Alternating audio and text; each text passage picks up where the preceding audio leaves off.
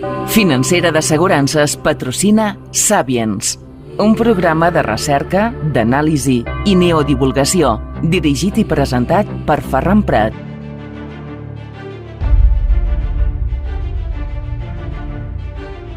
Salutacions, saludos, benvinguts, bienvenidos al Sapiens. Si fuéramos marineros, menudos temporales a los que nos enfrentamos últimamente, ¿eh? ¿Cómo está el océano geopolítico, económico, enigmático? Y cómo no, añadirlo, ufológico. El que no se dé cuenta que ha cambiado todo es que no mira con los ojos, ni escucha por los oídos. Y hoy tengo el placer de saludar a una persona que además tenemos un gran amigo en común, como es Artur Oms. Saludamos a Jürgen Vall. Jürgen, bienvenido a Sapiens. Bon dia, moltes gràcies. Jürgen, vamos a hablar de muchas cuestiones y que cada vez más del continente americano parece que están como más avanzados. Si te parece, y lo digo avanzados en el tema ufológico. Jürgen, tú llevas muchísimos años investigando si estamos o no estamos solos, si estas aeronaves que dicen que se ven son de construcción humana o no, o cruzan otras líneas o vienen del futuro. Cuéntanos, Jürgen, bueno, y cómo, antes que nada, ¿cómo te surge toda esta inquietud maravillosa, apasionante, al menos hablo por mí, del mundo del misterio, de los enigmas, de lo desconocido? Claro, efectivamente. Pues porque yo viví en mis carnes desde ya la edad temprana de 5 años. He vivido en varias partes de España, aunque ahora radico en el Levante español, cerca de la famosa localidad de Torrevieja, como a 18 kilómetros. Pero yo soy de Madrid, he pasado temporadas en Toledo, conozco también la zona de Bilbao, conozco un poquito de Cataluña. Entonces, en diversas partes de España he tenido experiencias y desde los 5 años he vivido experiencias sobrenaturales de diversa índole. OVNIs he visto en 3 o 4 ocasiones. La primera vez en el año 78, un avistamiento muy claro, muy nítido en segunda fase, que ya conocen efectivamente, como bien dicen los amigos Artur Oms y José Cozar. He tenido experiencias también, aunque parezca increíble, de ver un espectro o un tipo fantasma, también en el año 79 o aproximadamente. Experiencias con poltergeist, en fin, he tenido muchas experiencias. También es decir que he ido buscando también un poco el fenómeno. Ya a raíz de hacerme mayor de edad, etcétera, empecé a adquirir conocimientos, la lectura de libros, la entrevista de personas. Llegué a tener la fortuna de conocer a gente ya desaparecida, pero llegué a entrevistar al doctor Jiménez del Oso, Germán de Argumosa, Salvador Freixedo, Antonio Rivera, una serie de personas. Pero fundamentalmente el hecho de tener experiencias con lo sobrenatural, y claro, lógicamente cuando uno le meten, por así decirlo, por la puerta grande de un teatro, pues acabas viendo teatro, acabas haciendo teatro. En mi caso, acabé haciendo el teatro de la vida de lo sobrenatural.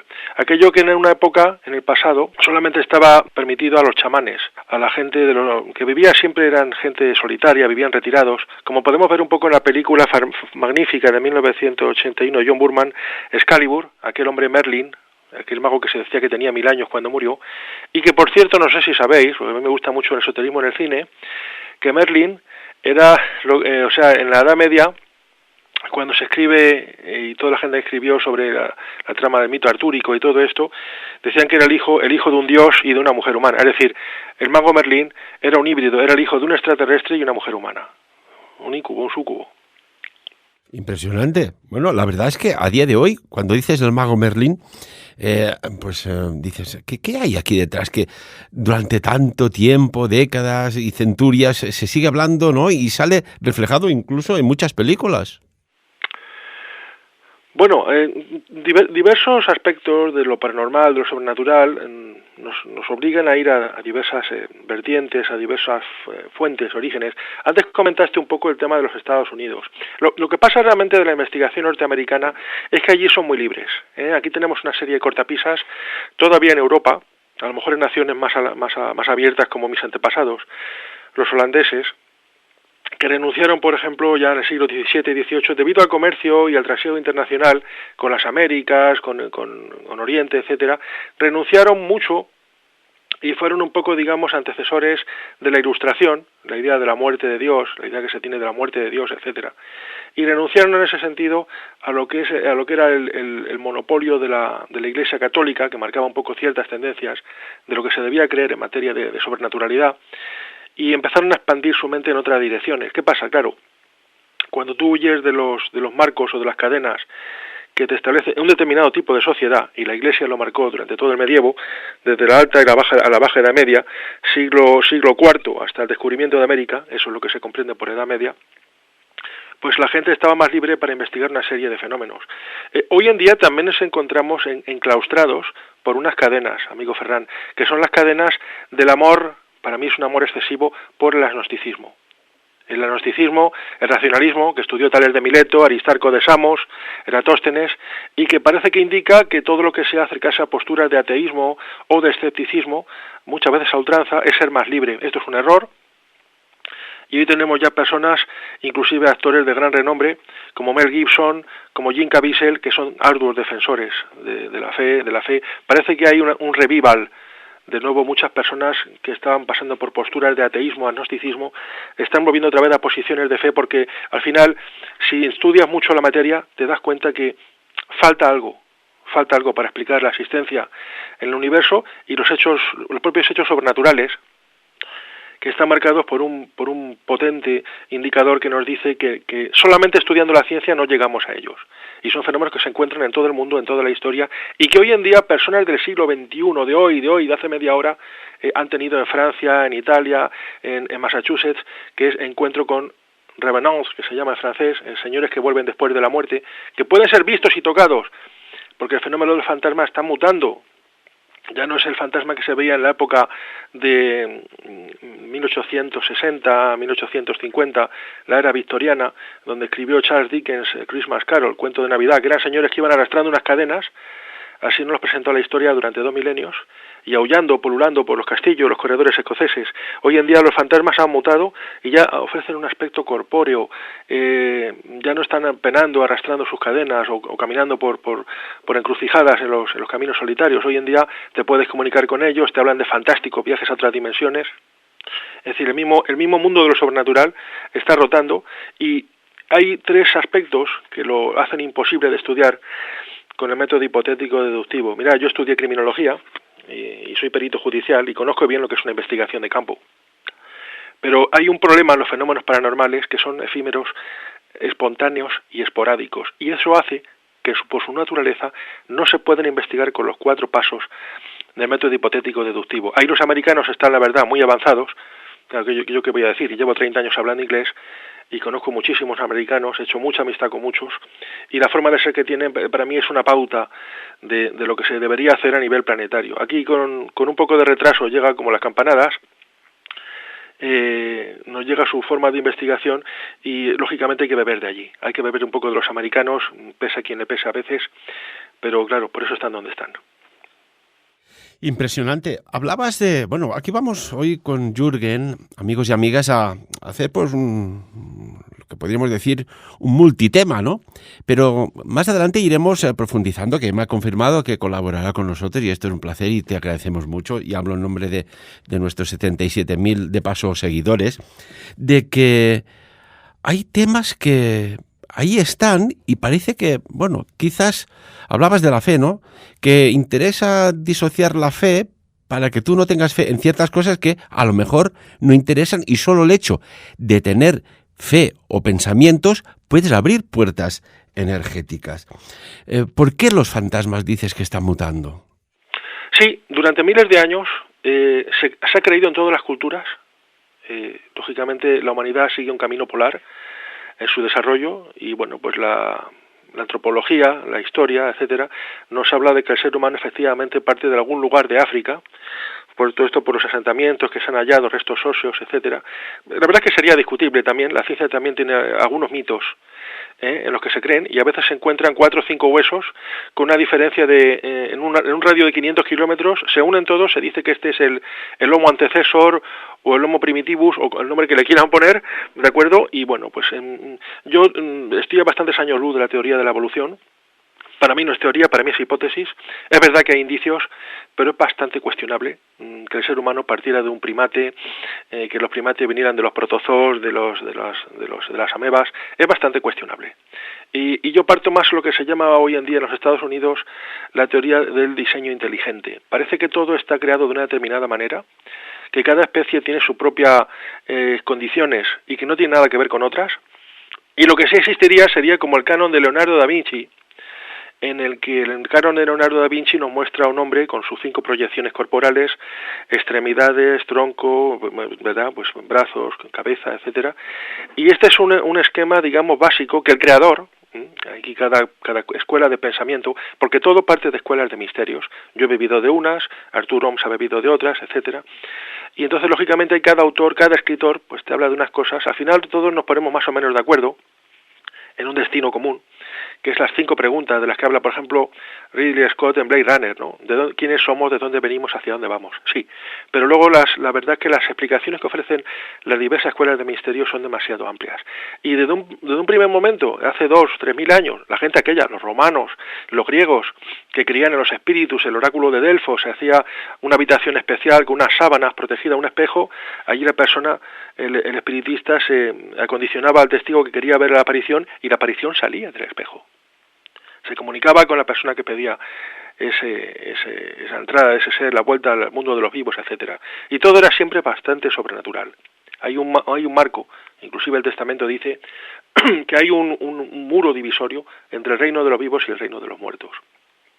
Los griegos también lo creían, y cuando vemos en el viaje del Odiseo de Ulises al inframundo para ver a su madre que había muerto, a la madre le costaba reconocer al hijo, porque era como que perdían el conocimiento de lo que había sido su vida. Una vez que pasaba ya el río Estigia, y le pasaba Caronte, el barquero, dice, ya sabes que es un viaje sin retorno, no se puede volver. Una vez que le das las monedas al barquero, ya no puedes volver. Yo no sé de qué manera, no recuerdo cómo volvía Ulises, pero sí que es cierto que allí los que habían perdido el recuerdo, y cada vez perdían más el recuerdo de lo que había sido su vida, y era ya muy difícil ponerse en contacto con ellos. Hay un muro infranqueable, las religiones lo denominan una puerta a veces, entre el mundo de allá y el mundo de acá. En la Biblia, claramente, en el libro del Éxodo, se prohíbe inclusive con la muerte, o sea, no te comunicarás, no invocarás a los muertos. El que invoca a los muertos será apedreado, será responsable de su propia muerte. Así lo dice en el libro del Éxodo o de Levítico, si mal no recuerdo. Y una pregunta, permíteme. Además, tú has estudiado mucho también, Jürgen, las películas, ¿en qué componente tienen pues mensajes? Que esto no me cabe la menor duda que algunas están muy cargaditas de esto, pero recuerdo, por ejemplo, en El Señor de los Anillos, en una de sus ediciones, que se invoca a despertar un ejército de muertos para ayudar en una batalla. Me pregunto yo, ¿a qué institución o corporación o incluso estamento militar en determinadas circunstancias no se le habrá pasado la cabeza de, oye, ¿y si invocamos a un ejército de muertos que nos ayude, nuestros ancestros fallecidos, enfrente de un enemigo que ahora vuelve a ser un enemigo común? ¿Sabes? ¿Se está utilizando estos recursos a día de hoy o no? Mira, se han utilizado en toda la historia. Y esto ya no es parapsicología. La parapsicología lo único que estudia es los 7, 8, 10 poderes más importantes y el resto que hay del psiquismo humano. La televidencia, o sea, la telequinesia, la evidencia, la dermoóptica, la precognición, la retrocognición. Pero en las ciencias ocultas, que es el estudio de la magia, la demonología, ahí se estudia ese tipo de cosas. Por ejemplo, en los ejércitos modernos, pues hay una serie de emblemas en esos escudos de armas, que por cierto hace poco casualmente, como yo he estudiado casi todo de mi vida, como dice nuestro amigo Artur, y dice, joder, Jorge, ¿los has estudiado todo? Digo, bueno, todo no, he estudiado muchas cosas. Pero estoy titulado, qué curioso, en uniformología militar por el Ministerio de Defensa, un curso que hice el año pasado. Y ahí estudié la heráldica, los emblemas de los ejércitos, de los escudos de armas, y este tipo de parafernalia que se usaba sobre todo en la antigüedad, porque hoy en día los ejércitos llevan uniformes muy simples, unas graduaciones, un trajecito verde o azul, depende del arma al que pertenezcan, pero en la antigüedad remota, y nos encontramos toda aquella gente, los vikingos, los egipcios, las ornamentadas armaduras de los romanos, de los griegos, de los troyanos, todo esto todo esto, ¿qué portaban realmente en sus emblemas? Porque los emblemas son símbolos, son una especie de mudras. Y veíamos que en sus corazas llevaban emblemas de dioses, del dios Eolo, en el peto de la armadura. Llevaban, pues por ejemplo, como vemos en la armadura terrible de ese caballero negro en la película Los Inmortales, protagonizado por el eminente actor Clancy Brown, que lleva como el cráneo de un carnero. ¿Qué significan todos estos símbolos? ¿Tienen un significado? Y el cráneo del carnero es la fuerza, pero ese también el significado del oculto. El cráneo del carnero que utilizaban los magos para invocar los poderes del más allá, es decir, todos aquellos símbolos que usaban muchos ejércitos militares, incluso en el siglo XIX, pues a llevar, por ejemplo, pues o el regimiento de lanceros, de caballeros del dragón. ¿Por qué el dragón? El dragón, que es un símbolo también de sabiduría y de fuerza, para impresionar un poco a las hordas enemigas. Y el ir disfrazados, pues eso, con mantos como los soldados que iban en vanguardia en los regimientos romanos, pues unas pieles de leopardo. ¿Por qué? Todo intentando impresionar al enemigo, siempre con recursos animales, o de espíritus de animales, o de imágenes de dioses, o de animales míticos como el dragón. Y bueno, estos los chinos nos podrían dar muchos ejemplos, cómo se invocaba en su cultura el dragón. No es ajena a nuestra cultura. Incluso hoy en día, pues el tanque leopardo del ejército español. ¿Cómo el tanque leopardo? ¿Qué se intenta con todo eso? Pues intenta milanar un poco a las tropas enemigas y darles a entender, y se ha hecho toda la historia. Se ha hecho toda la historia a través de los ejércitos, a provocar o estos hombres, los hombres león o los hombres lagarto. ¿Por qué? Porque se intentaba amilanar en la voluntad, en el valor de las fuerzas enemigas, a través de hacerles creer que esos hombres estaban poseídos por un tótem, por un espíritu animal. Y se ven en las películas, lógicamente, pero es muy curioso y nos da a entender que el ser humano siempre intenta que en su vida habitual, volvemos a lo mismo del principio del programa, y es omnipresente, que entre el mundo de lo sobrenatural. Bien por un intento de impresión, por un intento de agradar a otros, o de producir terror o temor a otros, siempre con un intento psicológico. Y es muy curioso. Estaríamos hablando, pues, de la nigromancia, ¿verdad, Jürgen? Nigromancia es magia con cuerpos o con poderes que vienen de más allá de la muerte, claro.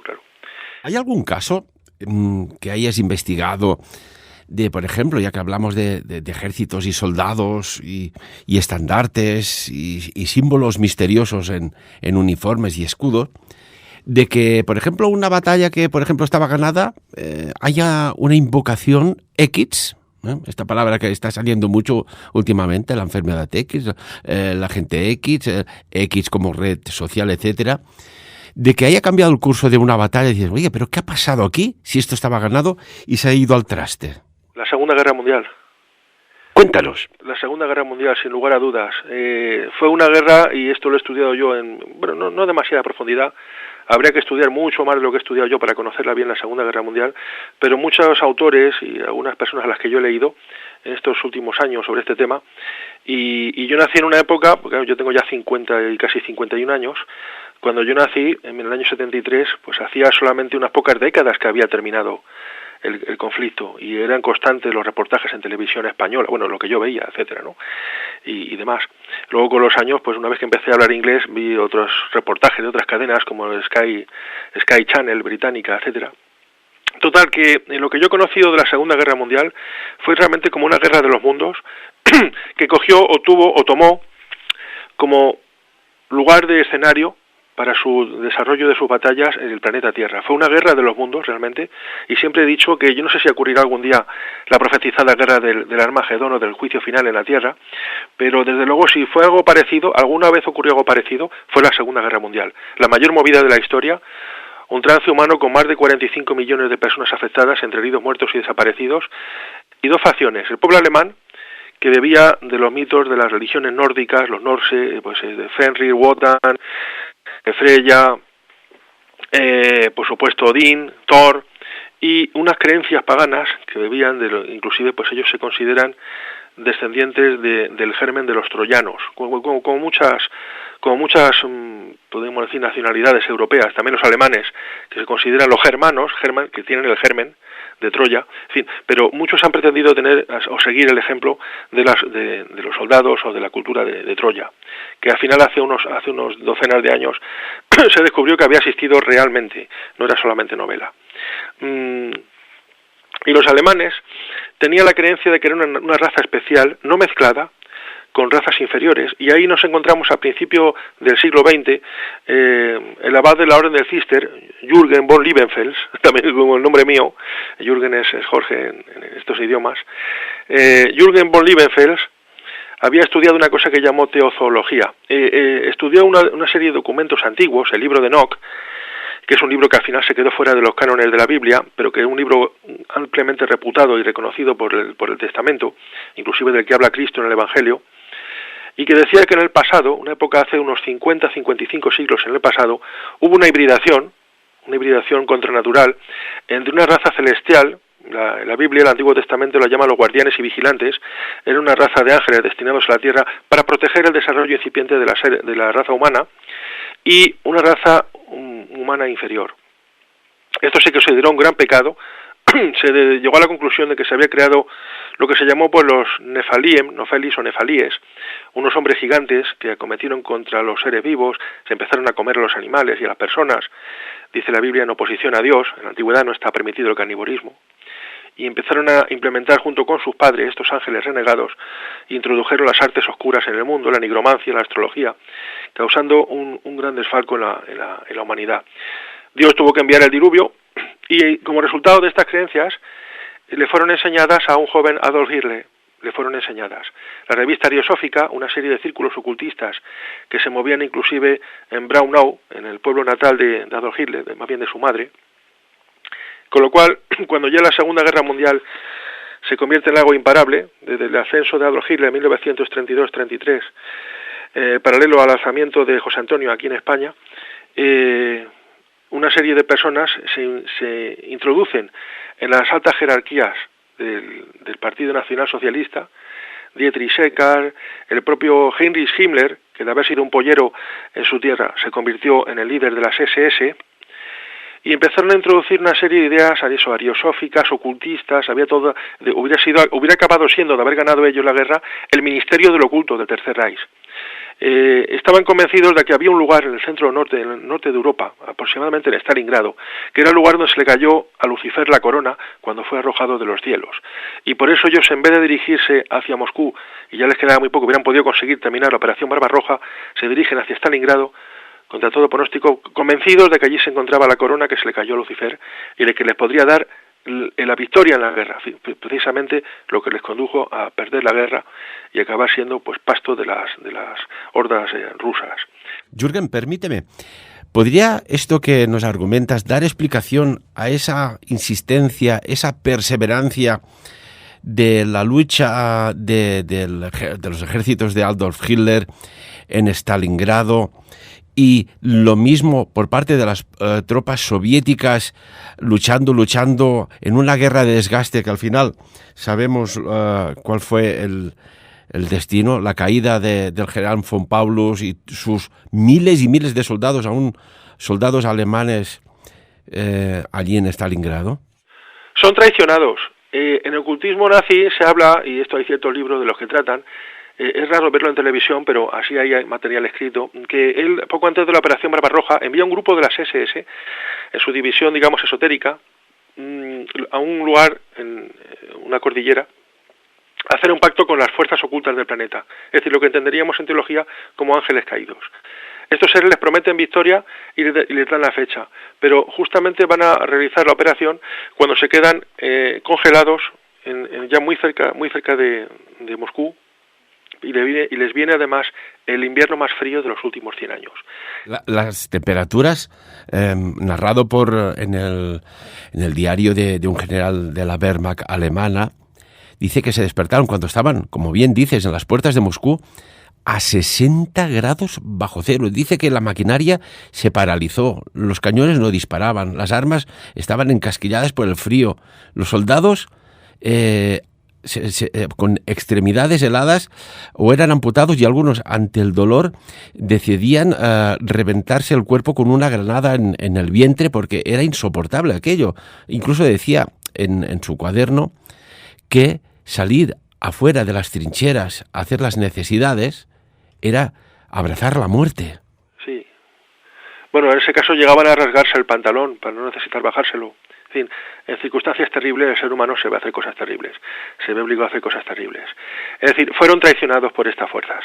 Al final, la lealtad termina siendo una cualidad, digamos, positiva, y estos seres con los que contactaron los nazis eran más bien seres de lo que llamamos el inframundo, en lo que se considera en cristianismo las fuerzas oscuras, los ángeles caídos, y lógicamente terminaron no siendo muy leales, lo cual al final demuestra que todos, inclusive los malvados, están cumpliendo un determinado gran plan cósmico, que digamos seguiría las órdenes de un personaje celestial, aunque, bueno, pues las diversas doctrinas conocemos como Dios.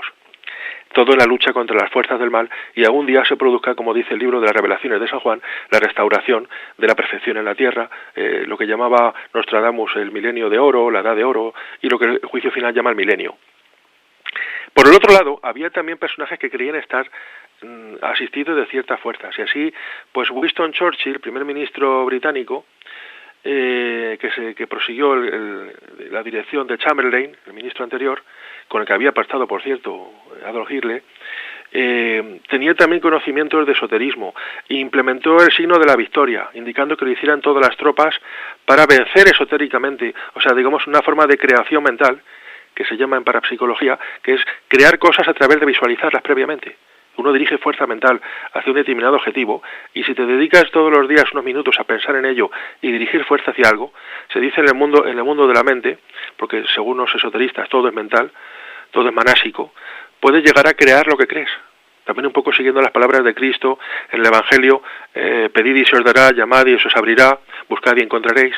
Bien, todo esto sigue una serie de escuelas interesantes. El mismo general Patton dirigió al piloto de su jeep por determinados caminos cuando se embarcaron en Normandía, haciéndole seguir ciertos caminos, habiendo estado convencido de que en una vida anterior había servido con Julio César en la campaña de las Galias.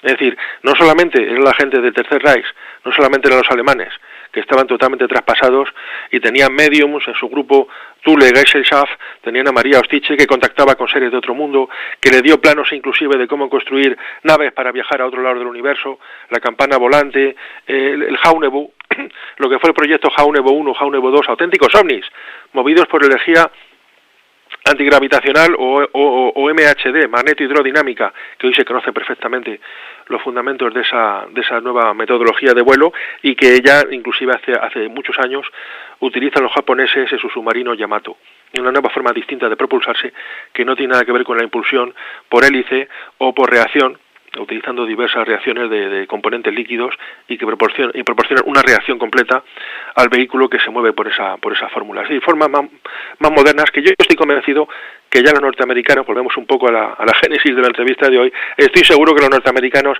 tienen ya vehículos MHD completamente desarrollados y únicamente esperando que se acabe completamente el petróleo para de repente al día siguiente ponerlo a circulación. Con lo cual, en la Segunda Guerra Mundial tenemos el claro ejemplo de ejércitos que estaban convencidos de que ganarían con la asistencia del mundo de lo sobrenatural, de ciertos seres, con lo cual no se nos demuestra que el ser humano, sí, en la Ilustración llegó la idea de la muerte de Dios, pero en el fondo el ser humano, como digo en mis libros, a pesar de estar en el siglo XXI, rodeados de ordenadores y de tecnología, seguimos vistiendo sandalias y túnicas que no nos hemos quitado. Bueno, y ya que hablas de la Segunda Guerra Mundial, que aquí lo tratamos mucho de vez en cuando y profundamente, tienes toda la razón. Había una guerra de símbolos y Churchill, conocedor del poder del símbolo rúnico en forma de V, no había fotografía que no saliera en prensa, en sus discursos que no hiciera la V de victoria, incluso hacía la V mirando hacia adelante, como es un símbolo que a veces aparece en las manos de Jesús muy aproximadamente, pero si no, también la V al revés, ¿no? Con los puños mirando hacia adelante. Este hombre sabía muy mucho el porqué de este símbolo. Esto es impresionante, Jürgen. Gracias por recordárnoslo. Sí. Y como esto tenemos pues muchas cosas. Quizás los franceses en la Segunda Guerra Mundial son los que se llevaron la peor parte. ¿Por qué? Precisamente porque la República Francesa había abogado más por los sistemas racionales. Ellos tenían muchos pensadores de la Ilustración Voltaire, Diderot, D'Alembert, precisamente presumiendo mucho de ese pensamiento racional, pues ¿qué pasa? Se quedaron cojos en la Segunda Guerra Mundial, no pudieron recurrir al poder del oculto para intentar ganar. Y yo estoy convencido de que con un poco más de tiempo, no de suerte, no, con simplemente, no te voy a decir semanas, pero con 8 meses más a su favor, quién sabe si los alemanes no estarían ahora dominando, si no el mundo, por lo menos Europa. Con lo cual hubiéramos tenido un mundo muy distinto de lo que tenemos ahora. No sé si mejor o peor, eso ya no lo sé, pero hubiéramos tenido un mundo muy distinto, tal como proporciona o tal como propone la exitosa serie de televisión norteamericana The Man in the High Castle, el hombre en el castillo más alto, que tiene ya unos años, esta serie, y que se propone que habían ganado la Segunda Guerra Mundial los alemanes, y Estados Unidos estaba dividido en dos: la parte del Pacífico dominada por Japón, qué curioso, y la costa este dominada por los alemanes, con un Reichsführer mandando en Nueva York, y vemos lógicamente la Norteamérica de los años 60 en esa serie, pues inclusive con Heinrich Himmler ya como Führer, ya Adolfo Hitler había muerto, y nombrando un Reichsmarschall en Nueva York, que es impresionante la serie, y que bueno, pues nos proporciona inclusive en algunos de los episodios de la serie, yo lo invito a la gente si quiere que la descargue y la vea por internet y tal, inclusive como que llegan a hacer una máquina del tiempo, y a través de esa máquina del tiempo se van a un universo alternativo donde ven que la guerra la habían ganado los americanos. Y dice, joder, hemos estado a punto de perder y tal, ¿eh? O sea, invirtiendo los roles de lo que al final fue. Como que hubiera ocurrido aquello, y ellos con una máquina del tiempo y ven un futuro alternativo donde son ellos los que pierden. En fin, ahí el cine la verdad es que nos ofrece también alternativas y cosas que son muy curiosas de ver, para que le gusta la historia, y le gusta la historia relacionada a todo esto un poco, ¿no? Al oculto. El otro día, Jürgen, estábamos comentando, pues bueno, estos temas de actualidad que nos vemos obligados, ¿no?, a analizar aquí, y llevamos ya décadas haciendo radio y comentando esos temas, que decía una persona, dice, oye, pero es que ves, por ejemplo, al presidente de Rusia con una cara de tranquilidad y con una sonrisa extraña ante las circunstancias que están pasando, ¿no? Y claro, yo les dije, pero bueno, es que este hombre, ¿qué os pensáis? Aparte de sus servicios secretos con su información X, hubo una reunión en un hotel en la cual se hizo traer a todas las personas de influencia esotérica de Rusia, que no es poco, el único país que por donde sale el sol y se pone es el mismo país, que...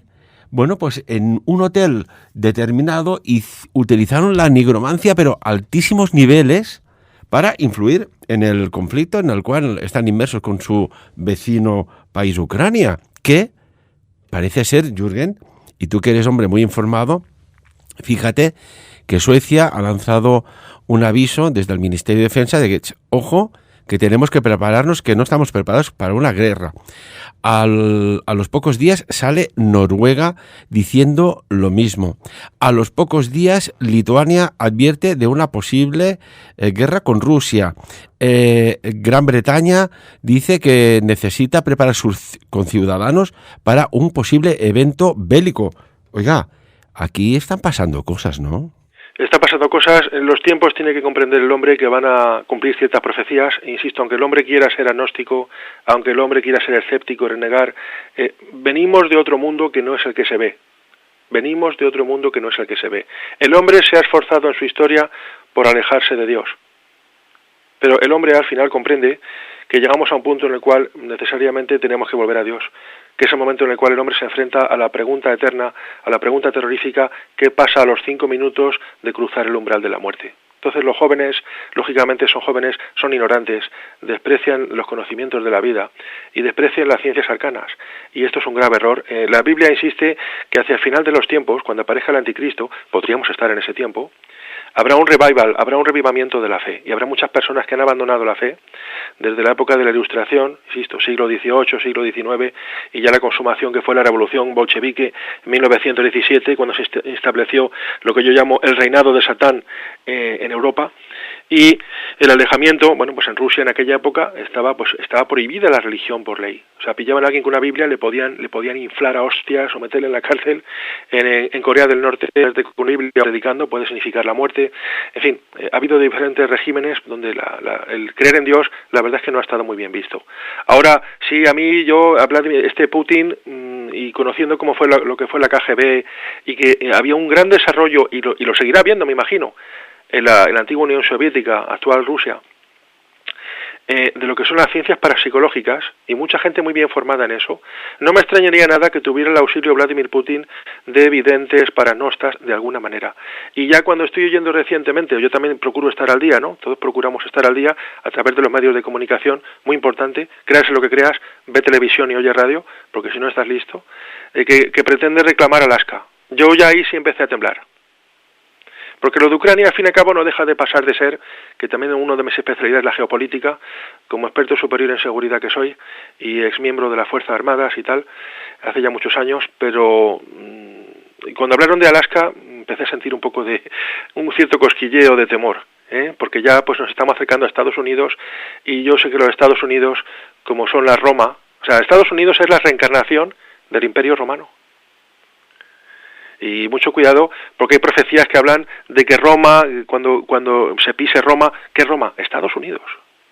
Roma ya no existe, pero existe una reencarnación del Imperio Romano, los Estados Unidos, que inclusive en muchos de sus lugares fundamentales, el Congreso, el Capitolio, hay frases en latín. Es decir, son la reencarnación del Imperio Romano. El Imperio Romano sigue existiendo, representado en los Estados Unidos de América. Y luego nos encontramos un poco más hacia el sur, y no olvidemos que las profecías apocalípticas nos hablan de que la gran batalla de Armagedón se produce en el Valle de Megido, un lugar pequeño, un valle muy bonito situado al norte de Israel. ¿Por qué? Porque confluyen las tres grandes religiones del mundo, el cristianismo, el islam y el hebraísmo. Y nos encontramos ahora, desgraciadamente, que en el mes de octubre tuvo lugar un incidente que nunca tuvo que haber ocurrido, pero que ocurrió. Un asalto terrorista en este caso pues a un poblado, a unos kibutz israelíes, también a una fiesta que se estaba realizando, y algunas voces discordantes con las que yo he hablado, dicen, no, es que había un ídolo de Buda y había gente practicando sexo bisexual, sexo homosexual, y esto los árabes no lo quieren, y digamos realizaron o protagonizaron un cierto castigo. Por fuentes mías en el tema del mundo de la seguridad, que las tengo, porque estoy conectado con gente de infantería de marina, del ejército del aire, y tengo amistad con tenientes coroneles y gente así, llevo muchos años en esto, me dijeron, no, de eso nada, fue un error, ellos aterrizaron, la gente de Hamás con los parapentes aterrizaron allí, pero a ellos se les había hecho creer que allí había unos asentamientos militares. Este tema no se trató para nada. Desde que hubiera una orgía bisexual, etcétera, no tiene nada que ver con lo que realmente... Además, a estas personas, y lo sé de buenas fuentes, a la gente de Hamás, cuando van a entrar en acción, se les suministra MDMA, para que vayan totalmente embrutecidos. Volvemos un poco a la historia, como también a los pueblos norse, los vikingos y toda aquella gentuza, cuando iban a realizar alguna de aquellas matanzas, invasiones cercanas, o se acercaban, hacían incursiones en el Reino Unido para robar, saquear y llevarse botines, ¿qué se hacía? Se les atiforraba de alcohol para que fueran embrutecidos, porque el ser humano solo es capaz de hacer grandes brutalidades cuando va en un estado, digamos, alter ego. No es fácil cortarle la cabeza a un niño o violar a una mujer casada, pero si vas embrutecido completamente, ya sí es más fácil hacer el mal. Bueno, y esto, fíjate, también hablábamos antes, Jürgen, de la Segunda Guerra Mundial, a los soldados alemanes se les administraba una metanfetamina, la conocida como pervitin, para no notarse fatigados, para no notarse exhaustos, para tener pues la mente hiperactivada y para, bueno, pues en determinadas circunstancias hacer lo que se tuviera que hacer en las primeras y segundas líneas de frente. Y en Vietnam se utilizaba el rock and roll como forma de estímulo sensorial. Pero volvemos otra vez a la historia. ¿Qué ocurría en aquellos pueblos, en la famosa película esta que podemos ver de Michael Caine, Zulu, que es un granito de la historia del cine, ¿no? De aquellos combates entre el regimiento británicos de los casacas rojas contra los zulúes, aquella pobre gente, aquellas ocupaciones que había, etcétera. ¿Y qué ocurría? Que nos encontramos que los zulú, los masái, aquella gente cantaba sus canciones tribales, se golpeaban violentamente el pecho con las lanzas o golpeaban sus escudos, los británicos se ponían a cantar canciones de soldados. Es que el estímulo de la oración o del cántico emite unas vibraciones muy poderosas que estimulan a la persona a un determinado fin. En Vietnam sabemos que les suministraban taurina, una bebida que sería, digamos, el antecesor de lo que hoy en día es el Red Bull, que te pone hecho una moto. Y les facilitaban el oír constantemente música rock and roll a 40 decibelios. Claro, la gente salía hecha una moto, ignorando el peligro a la muerte, que es uno de los recursos más importantes que tiene el ser humano, el de conservación de la vida. Y esto las fuerzas militares, conociéndolo a través de las operaciones psicológicas, PSYOPs, y logran dirigir a las fuerzas militares para la consecución de un determinado fin. Es decir, aunque no queramos creer, lo oculto está inmerso completamente en el ser humano y a través del conocimiento muchas veces inclusive de la psicología moderna. Y Jürgen, por ejemplo, todo esto que estamos aquí armando, este rompecabezas, que a veces, bueno, como todo rompecabezas, por separado ves una pieza, pero cuando las juntas dices, oye, mira, esta tiene una forma o un mensaje. Por algunos círculos se está rumoreando, más que rumoreando, podría afirmar que se está diciendo que estamos entrando en los tiempos de angustia de Jacob, ¿no? Que esto ya se refería en su momento Jeremías. ¿Tú crees que estamos ante la gran tribulación? Y se dice que vendrá un político que engañará con la maldad sutil a los pueblos y que será pues el predesencadenante de que haya una segunda venida. ¿Qué opinas sobre todo esto tan complejo que parece ser que sí que tiene algo de razón? Mira, la verdad es que cuesta creer en el retorno de un hombre con las manos traspasadas de haber estado en una cruz, como dice el Testamento, volviendo en los cielos con poder y gloria, todo ojo lo verá. Cuesta creerlo. Yo comprendo que la magia, el poder sobrenatural, las apariciones en un mundo regido por el racionalismo de Tales de Mileto, de Aristarco de Samos y de Eratóstenes, es difícil. Inclusive yo que soy creyente, me cuesta creerlo, si yo lo admito. Pero también tenemos que darnos cuenta de una cosa: cuando yo hago mis peroratas o lanzo a una persona, le lanzo un nuevo libro, y ya tengo 14 libros escritos, 8 publicados, le digo siempre que no desprecie, por favor, el poder de lo sobrenatural, simplemente por 3 razones. Existen 3 razones que poder invocar en una época de escepticismo para que la persona por lo menos deje en entrevías que pudiera ser, que pudiera existir o pudiera haber existido un mundo sobrenatural. Yo creo que aún existe y que traspasa este mundo y a veces deja testigos, que es el hecho de que existe la profecía cumplida. Si uno estudia el Testamento puede descubrir que ha habido profecías que se han cumplido con siglos, milenios vista. Existe el hecho de la aparición sobrenatural, de la cual dan testimonio miles de personas durante los siglos, inclusive en la época moderna hay hasta fotografías, registro fotográfico, que se ha pasado después por laboratorios, Kodak, etcétera, y se ha demostrado que no estaba retocado, o sea, eran ciertas. Son fotografías de supuestos almas en pena. Yo lo he visto, pero el testimonio nuevamente no vale mucho, pero ya si hay una evidencia fotográfica ya es distinto. Es decir, existe la evidencia de lo sobrenatural y luego existe también evidencia de milagro. Es decir, lugares de curaciones marianas, Lourdes, Fátima, Garabandal, no muchos casos, de miles de casos que puede haber en los últimos 100, 150 años, la Iglesia solo reconoce 60. Pero hay libros escritos, inclusive por algunos médicos, que en origen eran escépticos. Sí, señores, yo he asistido efectivamente a curaciones milagrosas, y no hablamos de una persona que tenía pues un trastorno mental y ha salido curado, porque a veces el efecto placebo puede curar a una persona, sino amputación de órganos, masa ósea o tejido óseo que faltaba y la persona ha salido con esos 7 centímetros de más de hueso, nervio óptico, o sea, no hay ninguna tecnología que pueda recomponer un tejido nervioso roto. O sea, es más fácil dar vida a un tiesto que recomponer un sistema nervioso roto. Eso es como la fibra óptica. Y yo soy técnico también de mantenimiento de ordenadores y te aseguro que una fibra óptica la puedes tirar tranquilamente a la basura, que no se puede hacer nada con un trocito de fibra óptica rota. Hay que poner un cable nuevo. Entonces hay cosas que son así y nos encontramos que en nuestro mundo a veces te encuentras con lo sobrenatural.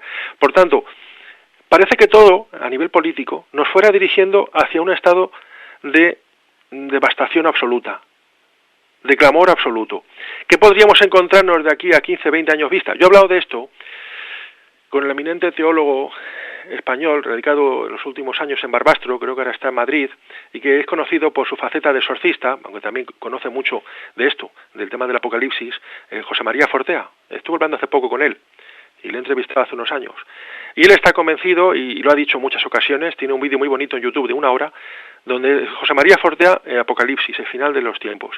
Y dice, yo estoy convencido, ¿verdad?, que hacia el final de mi vida, bueno, él tiene una edad parecida a la mía, me va que tiene 4 o 5 años más que yo, dice, aunque sea muy mayor, yo veré la segunda venida. Porque realmente, dice él, ¿verdad?, en sus palabras, si Dios dejara, pues lógicamente hablamos de un espectro de fe, si Dios dejara pasar muchas décadas o algunos cientos de años, realmente sería tanto el mal en la tierra que, como dice la Escritura, ninguna carne sería salva, ¿no? O sea, sería imposible recurrir a hombres de fe que podían atravesar ese umbral de maldad del mundo, ese castigo del que siempre nos hablaba Cristo en el Evangelio, de esas bodas a las cuales son invitadas varias personas, y un hombre acudió a esa boda, acudió sucio, mal vestido, dice, pues por no ir adecuado, dice el propio Cristo, arrojadle fuera las tinieblas, donde será el llanto y el crujir de dientes. Es decir, hay un pensamiento demasiado benévolo sobre la figura de Cristo en el mundo de hoy en día, mundo marcado por ideas New Age, que de alguna manera intentan protagonizar a Cristo como un gran perdonador, un espíritu que se las traga dobladas y que traga con todo tipo de males y de pecados. Este no es el Cristo que anuncia la Biblia. El Cristo es incluso mucho más duro que Yahvé. ¿Y quién te lo digo yo? Pues llevo estudiando la teología desde el año 86, llegué a conseguir el título de pastor por una denominación norteamericana de Sacramento, en California. Hoy en día voy de por libre, pero te puedo asegurar que conozco un poco la Biblia. Y desde luego el personaje del Cristo, el Cristo bíblico, la gente, puedo decir que no lo conoce. Yo cuando oigo estas cosas de que Cristo va a perdonarnos a todos, nos ofrece la inmortalidad, yo me río, ¿verdad? Me río y me tengo que reír porque es que tú estudias el Evangelio y sobre todo Apocalipsis, y se lo digo a la gente, digo, miren señores, Yahvé es mucho más suave. Todo esto que se habla hoy en día de que Yahvé era un carnicero, era un asesino, está la gente completamente equivocada. A mí me produce de verdad ríos de risa, cuando vamos, llego hasta llorar de la risa. En el Evangelio y sobre todo en el Apocalipsis, Cristo vuelve y lo dice, vino una vez como hombre y la próxima vez vuelvo como rey, es decir, como rey, como ejecutor. Y cuando Cristo desciende sobre el monte Hermón, en ese momento hay un terremoto y mueren 1.700 personas. Pero la consecución del final de los tiempos es que mueren 2/3 partes de la humanidad. Y esto lo lleva a cabo Jesucristo. Es decir, Cristo vuelve como rey y como ejecutor. Bueno, yo entrevisté a un pastor hace mucho tiempo atrás y dijo que, bueno, que la sociedad se espera, pues bueno, siempre esta salvación, esta segunda venida, ¿no? La parusía, conocida esta palabra como la segunda venida, pero que se olviden que no viene como un pacificador de unir, de buen diálogo, sino que vendrá como un justiciero. Me acuerdo de esta palabra, ¿no? Y me has hecho recordar, Jürgen. Sí, así es. Y lees el Apocalipsis y lo ves, y entonces, ¿a dónde nos retrotraemos también? Pues que las metodologías, hay quien ha intentado estudiar, que es una barbaridad, pero hay quien ha intentado estudiar a Dios con sistemas psicológicos.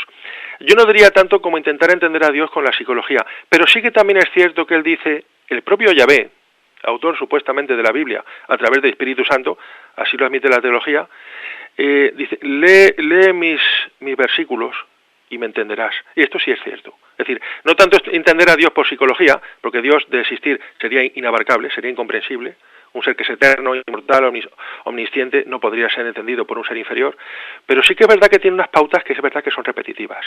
Y cuando observamos destrucciones previas que ha habido en la tierra, es decir, el diluvio del año 1600 después de Adán, cuando estudiamos la destrucción de Sodoma y Gomorra, de la que se salvó el justo Lot, con sus hijas y su mujer, cuando estudiamos pues otras destrucciones más pequeñas que ha habido, por ejemplo un microensayo que llamo yo los microensayos del juicio final, como la salida de Moisés y su gente del Egipto del siglo XIII, XV a.C., de la época de Ramsés I, Ramsés II, nos damos cuenta que siempre los que mueren son muchos y son muy poquitos los que sobreviven.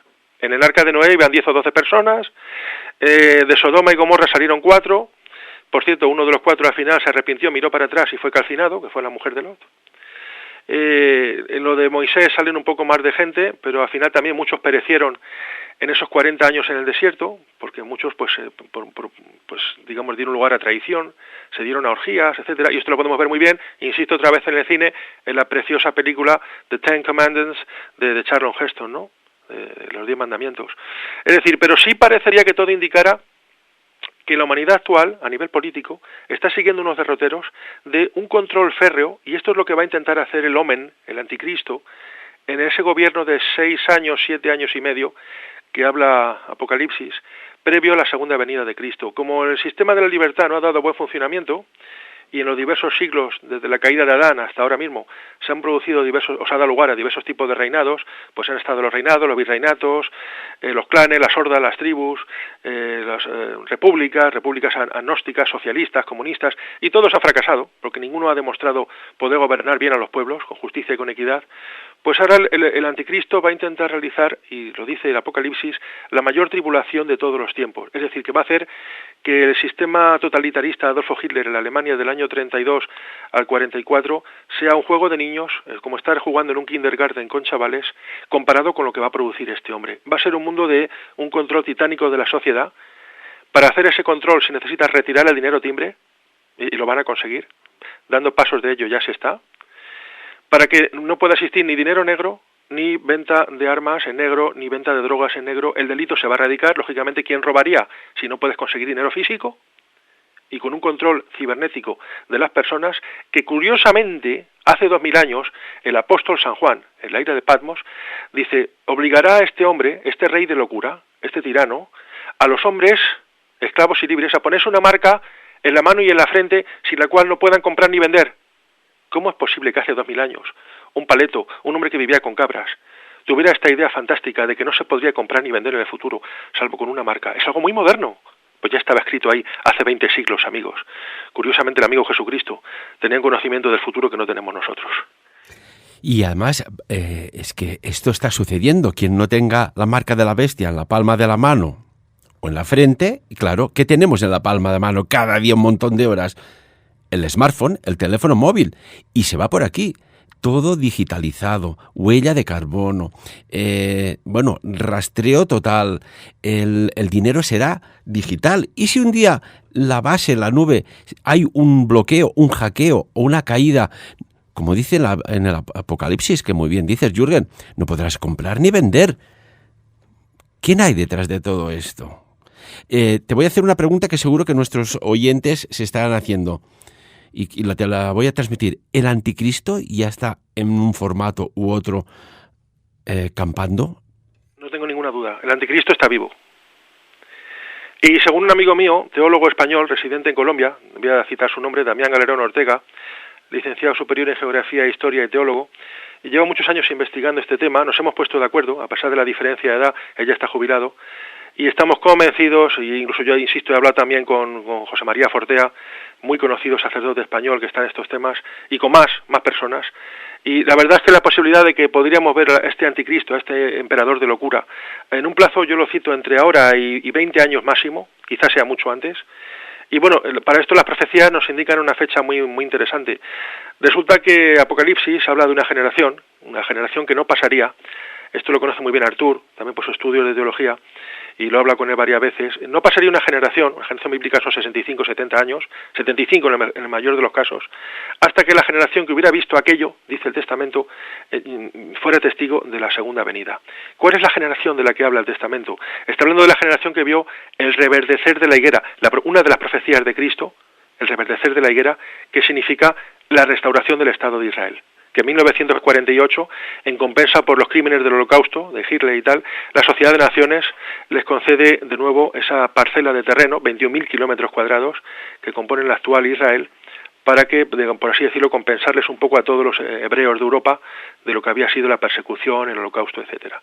Y a partir de esa fecha hay que contar, siguiendo la profecía de las 70 semanas del libro profético de Daniel, del Antiguo Testamento, hay que contar 75 o 80 años, más lo que se llama la semana flotante. Esas 60 semanas del libro de Daniel quedaron interrumpidas por una semana, cuando se ejecuta a Cristo. El reloj profético del fin del mundo se paraliza quedando una semana de años, es decir, 7 años más, con lo cual a 75 años hay que añadir otros 7 años más, con lo cual la cuenta, según Damián Galerón, este famoso teólogo, y otros que yo conozco, instaurarían que podría aparecer el anticristo entre el año 2025 al 2027.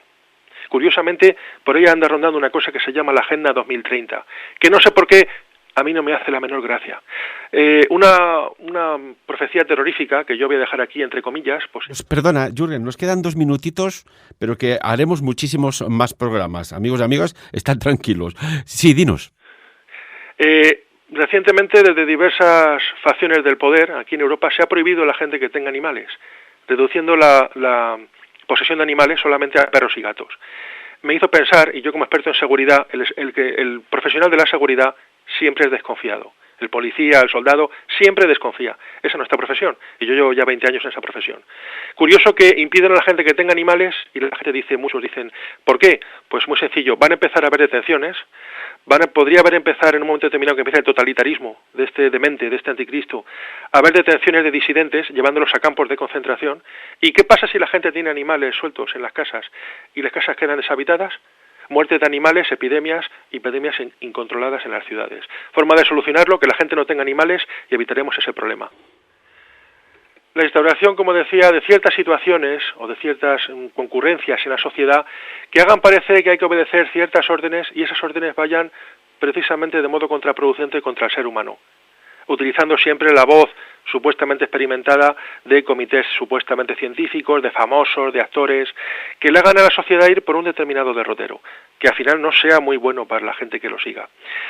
Bueno, y permíteme, y no nos queda nada ya, lo que está sucediendo en el campo europeo parece casi de ciencia ficción, o sea, que parece que se va a erradicar el cultivo. ¿Qué está pasando aquí? Esto es increíble, ¿eh? Obligar también a comer cucarachas, que la carne no... En fin, vamos hacia un mundo de demencia que yo de verdad hace 40 años, a mí me lo avisaron, estaba yo en un grupo religioso donde se hablaba mucho, se jugaba con las profecías, que llegará un momento en el cual será prácticamente imposible respirar. Digo, no puede ser.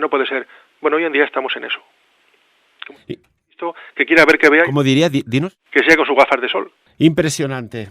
Jürgen Ball, un placer escucharte, una persona que nos encanta, ¿no? Cuanto más formación tienes, mejor puedes argumentar lo que estás defendiendo, y así es tu caso. Impresionante. Entraremos de forma más desglosada en estos temas que has tratado, y has hablado también de algo que siempre me ha fascinado de chiquitín, el mundo de los milagros. ¿Qué sucede aquí para que algo que parece irreversible se revierta y se reconduzca a nivel positivo, orgánico? Esto es, y tanto que sí, y tanto. Jürgen Ball, un placer tenerte con nosotros.